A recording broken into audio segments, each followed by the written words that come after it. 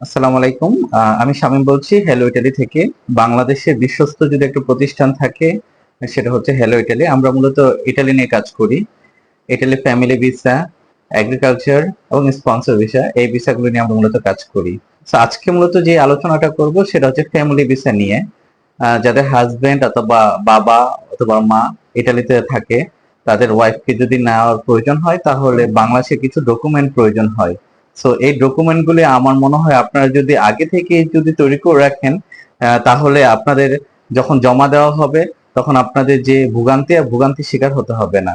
So আজকে সেটা নিয়ে আলোচনা করব যে বাংলাদেশ থেকে কি কি ফাইল রেডি করতে হয়, যে আপনার কোন কোন ফাইলগুলি রেডি থাকতে হবে। প্রথমত যেটা সেটা হচ্ছে ম্যারেজ সার্টিফিকেট। আপনার ম্যারেজ সার্টিফিকেটটা আপনি রেডি রাখতে হবে। আর সেটা হচ্ছে বিএফএস গ্লোবাল নিয়ম অনুযায়ী তাদের যে ফরম্যাট সেই ফরম্যাট অনুযায়ী করতে হবে, এবং সেটা অবশ্যই এ4 সাইজের করতে হবে। সেকেন্ড যেটা করতে হবে সেটা হচ্ছে নিকাহনামা। নিকাহনামাটা দুইটা, একটা হচ্ছে বাংলা এবং একটা ইংরেজি। বাংলাটা ইংরেজিটা যেটা আছে সেটা হচ্ছে অবশ্যই এ4 এ করতে হবে।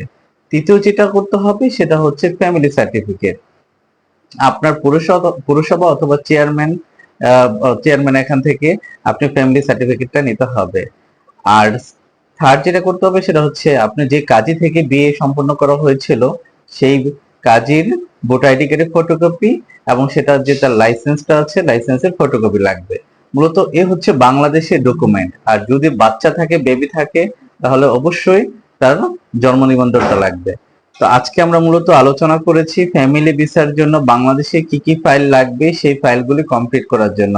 ইনশাল্লাহ আবারও আলোচনা হবে পরবর্তীতে, সেটা নিয়ে অবশ্যই আলোচনা করবো। সবাই ভালো থাকেন, সুস্থ থাকবেন।